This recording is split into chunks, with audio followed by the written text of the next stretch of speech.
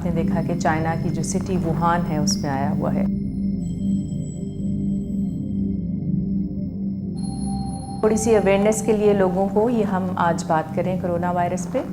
Corona virus actually पहले से दुनिया में मौजूद है और इसकी डिफरेंट वेराइटीज़ जो हैं वो इन्फेक्ट भी करती रही हैं। जैसे आपको याद होगा कि सार्स एक दफ़ा बहुत सीवियर डिजीज़ की फॉर्म में आया था, that's also a corona virus. फिर मिडल ईस्ट रेस्पिरेटरी सिंड्रोम मर्स कोरोना वायरस, ये भी हमारे पास कुछ साल पहले आया था जिसने बहुत ज़्यादा इन्फेक्शन कॉज की थी और बहुत ज़्यादा डेथ्स भी इसके साथ रिपोर्टेड थी। अब रिसेंटली चाइना की सिटी वुहान में एक केसेस सामने आए जिसके अंदर एक नया वायरस, जिसे हम नोवल कोरोना वायरस, तो नोवल का मतलब होता है कि न्यू वायरस है।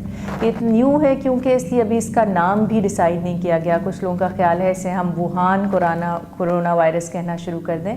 सो ये फ़िलहाल लेबल्ड है एज 2019 नोवल कोरोना वायरस।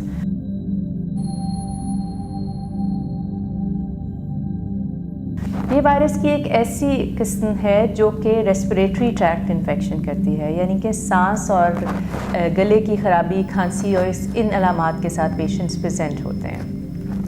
पहली दफ़ा ये केसेस जब वुहान सिटी में देखे गए तो उन्होंने ट्रेस किया तो एक सी फूड की मार्केट थी या एनिमल्स जहाँ पे गोश्त और मीट मिलता है वो, और वाइल्ड एनिमल्स भी उस मार्केट में अवेलेबल थे। तो ये ट्रेस किया गया कि जितने भी पेशेंट्स इन्फेक्ट हुए हैं उनका वहाँ से कांटेक्ट रहा है, या उन्होंने मीट कंज्यूम किया है या वहाँ पे गए हैं। और फिर ये हॉस्पिटल्स में जब रिपोर्ट होते गए तो फिर इनकी जो आगे से कॉन्टैक्ट्स थे, यानी कि जिनके साथ थे घर के और लोग या फ्रेंड्स या जिनके साथ वो काम करते थे कोलीग्स, उन लोगों में भी ये वायरस के सिम्टम्स पाए गए। ये वायरस टिपिकली एक रेस्पिरेटरी ट्रैक्ट इन्फेक्शन करता है, जो कि अपर रेस्पिरेटरी ट्रैक्ट इन्फेक्शन भी हो सकती है और लोअर रेस्पिरेटरी ट्रैक्ट इन्फेक्शन भी हो सकती है। जब हमें अपर रेस्पिरेटरी ट्रैक्ट इन्फेक्शन कहती हूँ तो इसका मतलब है कि नाक का बंद होना, फ्लू की कैफियत, गले में खुश्क खांसी का होना और सांस में दिक्कत होना। उसके बाद जब ये शदीद फॉर्म इख्तियार कर लेता है तो सिवियर डिज़ीज़ में ये वायरल निमोनिया कॉज करता है, जिसमें आपके फेफड़े मुतासर होते हैं और निज़ाम तनफ़ुस या सांस लेने का जो निज़ाम है वो कॉम्प्रोमाइज़ हो जाता है, जिससे मरीज़ सीरियस हालत में हॉस्पिटल्स में रिपोर्ट होते हैं। तो ये इसकी अलामात भी मैंने आपको साथ ही बता दी। अब इम्पॉर्टेंट ये है कि किन लोगों में आपको सस्पेक्ट करना चाहिए कि ये corona virus novel 2019 corona virus की टाइप तो नहीं है।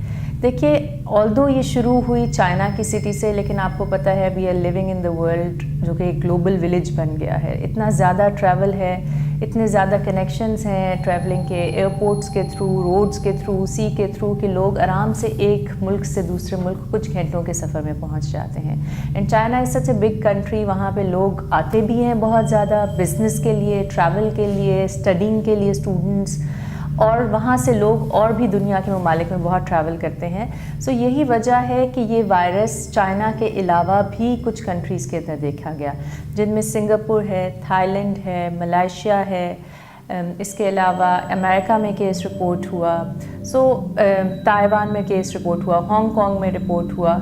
सो अनफॉर्चुनेटली हम इसको कंटेन नहीं कर सकते, बिकॉज़ हम ह्यूमन मूवमेंट को कंटेन नहीं कर सकते।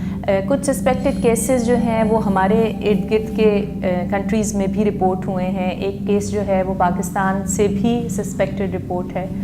सो इसको कंटेन करने के लिए ज़रूरी है कि आपको पहले ये पता हो कि ये वायरस कैसे फैल रहा है और इसकी तशख़ीस फ़ौरन की जा सके।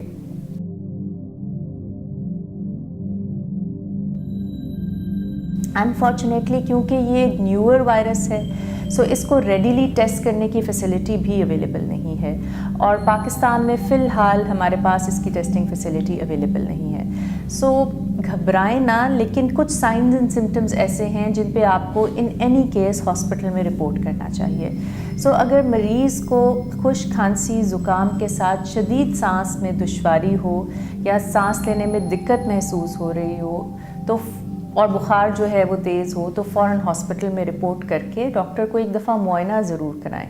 मैं ये बिल्कुल नहीं कह रही कि ये कोरोना वायरस होगा, पर होने के चांसेस होते हैं, स्पेशली वो पेशेंट्स जिनका कांटेक्ट रहा हो किसी ऐसे मरीज़ से जो कि कंफर्म्ड केस था कोरोना वायरस का, या फिर उनकी ट्रैवल हिस्ट्री हो टू चाइना, या फिर वो किसी ऐसे हेल्थ केयर फैसिलिटी में काम करते हैं जहाँ पर बहुत सीवियर रेस्पिरेटरी डिजीज़ के पेशेंट्स जो अनआइडेंटिफाइड थे वो एडमिट हुए थे। सो ये वो केसेस हैं जिन्हें हम कॉन्टैक्ट्स कहते हैं। इन पेशेंट्स में अगर सिम्टम्स डेवलप हों जिनमें फ़ीवर, कॉफ, फ्लू और इसके अलावा सांस में दिक्कत, शॉर्टनेस ऑफ ब्रेथ, या फिर ब्लड प्रेशर का गिरना सीवियर फॉर्म में और गनूदगी का होना और सांस में बहुत ज़्यादा दिक्कत महसूस होना शामिल है, तो इनको फ़ौरन हॉस्पिटल फैसिलिटी में रिपोर्ट करना चाहिए ताकि इनके रेलेवेंट टेस्ट हो सकें और इनका ट्रीटमेंट किया जा सके। अब बात करते हैं कि इस बीमारी से बचा कैसे जा सके, which is the most important. I always say that prevention is always better than cure, और इस बीमारी में तो प्रिवेंशन ही है हमारे पास, because we do not know the cure. अभी हमारे तक कोई ऐसी इतलात मुसद्दिक नहीं है कि ये कोई दवाई या कोई वैक्सीन या कोई ऐसा ट्रीटमेंट हो जो इसको क्योर कर सके। So there is only supportive treatment. So for the time being we should only emphasise on prevention of this disease. और प्रिवेंशन वही है जो बाकी रेस्पिरेटरी ट्रैक्ट इन्फेक्शंस की प्रिवेंशन होती है, जो बाकी वायरल इन्फेक्शंस जो रेस्पिरेटरी ड्रॉपलेट्स के थ्रू फैलते हैं उनकी इन्फेक्शन होती है। उसमें सबसे इम्पॉर्टेंट ये है कि क्योंकि ये आपकी बॉडी सिक्रीशन से फैलता है, तो छींकते वक्त, खांसते वक्त अपने मुंह को रुमाल से, टिश्यू पेपर से ढाँप के रखिए। फेस मास्क का इस्तेमाल ज़रूर कीजिए और हैंड हाइजीन पे बहुत ज़ोर दें। मैं हमेशा बताती हूँ कि हम बहुत सी बीमारियों से बच सकते हैं अगर हम सिर्फ प्रॉपर तरीके से हाथ धोने की आदत डाल लें। सो हाथ धोने के स्टेप्स भी मैं अपने नाज़रीन को एक दफ़ा बताना चाहती हूँ। हाथ आप बार बार धोइए, साबुन से धोइए और एटलीस्ट 20 सेकंड्स जो हैं वो आपको हैंड वॉशिंग के लिए सर्व करने चाहिए।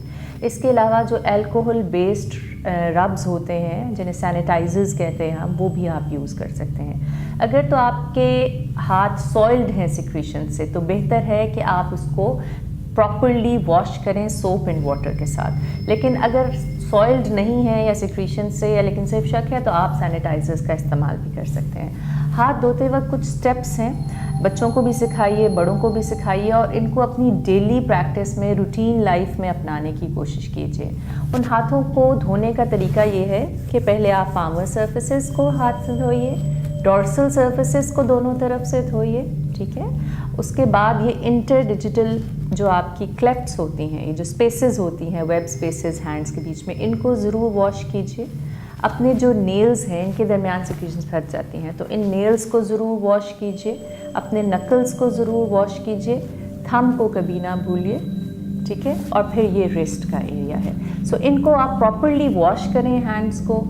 क्लीन वाटर और सोप जो है वो सबसे अच्छा है। अल्कोहल बेस्ड रब्स भी आप यूज़ कर सकते हैं। कॉफ एडिकेट्स में ये है कि जब आप खांसते हैं तो आप, ये तो एक तरीका ही है कि आपने टिश्यू पेपर या रुमाल से अपने आप को ढकना है। अगर आपके पास अवेलेबल नहीं है तो ये जो आपकी, ये इस तरह आप अपने एल्बो के बीच के अंदर जो है वो कवर कर सकते हैं ताकि आपके हैंड्स जो हैं वो कंटेमिनेट ना हो।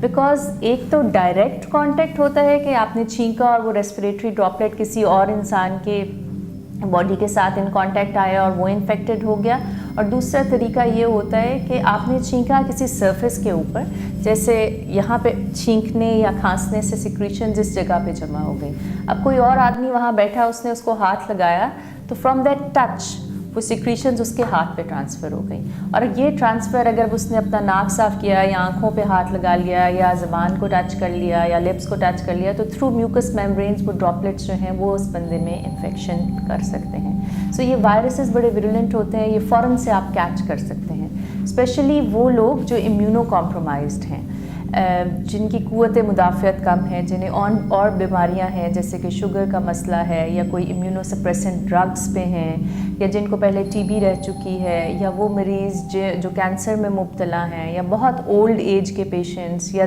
दायमी अमराज के मरीज़ जैसे गुर्दे के मरीज़ या जिगर के मरीज़ होते हैं। और सबसे इम्पॉर्टेंट जो रेस्पिरेटरी ट्रैक्ट की प्रॉब्लम्स के साथ पेशेंट्स होते हैं, जिन्हें एस्थमा है, जिन्हें सिगरेट पीने की वजह से सांस का और निज़ाम मुतासिर है, जिनको मैंने बताया ट्यूबरकुलोसिस है, या फिर कोई भी फेफड़ों की बीमारी है, और उन लोगों में ज़्यादा चांसेस होते हैं कि सीवियर डिजीज़ होगी और खुदा न खास्ता इसमें जान का ख़तरा भी लाहक हो सकता है।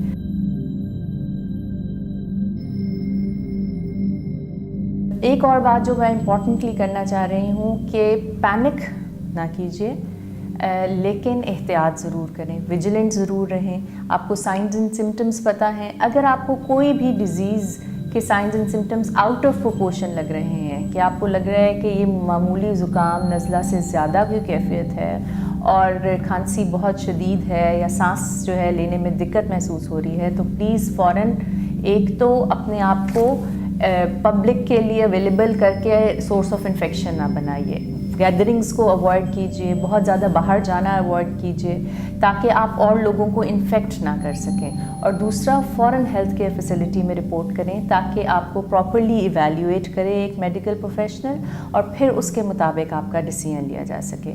अनफॉर्चुनेटली पाकिस्तान में इस वक्त इसकी टेस्टिंग फैसिलिटी अवेलेबल नहीं है, बट गवर्नमेंट इज़ ट्राइंग कि वो इसकी फैसिलिटी इस्टेब्लिश भी करें, लेकिन फॉर द टाइम बीइंग जो सैम्पल्स हैं वो बाहर के मुल्कों से टेस्ट कराए जा सकते हैं।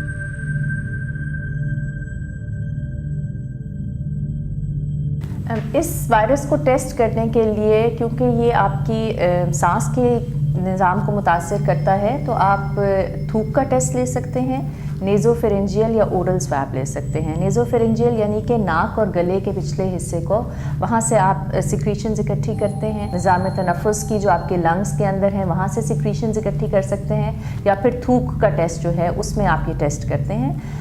PCR का टेस्ट है जो हम ऑफ़र करते हैं। वायरसेस के लिए PCR कन्फर्मेटरी टेस्ट होता है, लेकिन अनफॉर्चुनेटली पाकिस्तान में क्योंकि अभी ये सहूलत मैसर नहीं है, तो हुकूमत कोशिश तो कर रही है कि इस्टेब्लिश करे कोरोना वायरस को डिटेक्ट करने की फ़ैसिलिटी और वायरल लैब बनाए, लेकिन फॉर द टाइम बीइंग बाहर के ममालिक जहाँ ये फैसिलिटी अवेलेबल है वहाँ से ये टेस्ट कराए जा सकते हैं।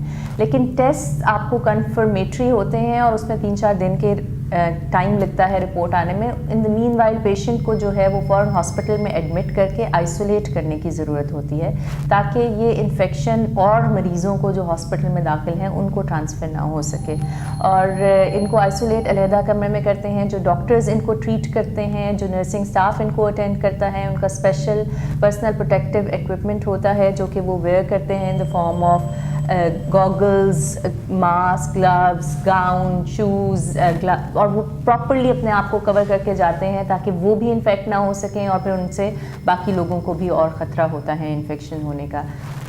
इसके अलावा कुछ टेस्ट होते हैं वायरसेस के जिन्हें हम एंटीबॉडीज़ टेस्ट कहते हैं, वो फैसिलिटी फ़िलहाल अवेलेबल नहीं है। चाइना भी सिर्फ PCR ही कर रहा है। सो इन द लॉन्ग रन जब थोड़ी सी ये डिज़ीज़ हमें समझ आएगी, अभी तो मैंने बताया ये नई डिज़ीज़ है, न्यूली इमर्जेंट है, तो इसकी वो फैसिलिटी भी एंटीबॉडी टेस्टिंग की भी अवेलेबल हो जाएगी in the future. But for the time being हम नेज़ोफेरेंजियल स्वैब और स्पूटम से PCR का टेस्ट कर सकते हैं, जिससे ये कंफर्म हो जाता है कि ये वायरस है। तो यही मेरा मैसेज है लोगों से कि घबराएं ना, लेकिन एहतियात ज़रूर करें। और not only this corona virus but और भी, जैसे इन्फ्लुएंज़ा वायरस है, वो भी इसी तरह के साइन सिम्टम्स के साथ आपके पास आता है और वो भी निमोनिया कर सकता है, उससे भी प्रॉब्लम हो सकती है। सो आप सेल्फ़ ट्रीट ना करें, सेल्फ़ मेडिकेशन ना लें, सेल्फ़ डायग्नोसिस ना करें, और तमाम अलामात के लिए अपने हॉस्पिटल्स में, हेल्थ केयर फैसिलिटीज़ में रुजू करें ताकि आपको प्रॉपरली डायग्नोस करके आपका ट्रीटमेंट हो सके। मेरी आप सब लोगों से रिक्वेस्ट है कि मरहम ने ये बहुत अच्छा इनिशिएटिव लिया है कि पब्लिक अवेयरनेस के लिए और लोगों की क्वेरीज़ को आंसर करने के लिए ये सेशन किया है। इसको ज़्यादा से ज़्यादा शेयर करें ताकि ये इन्फॉर्मेशन हम बहुत सारे लोगों को पास ऑन कर सकें और इसको सदका जारिया समझ के शेयर करें। Thank you.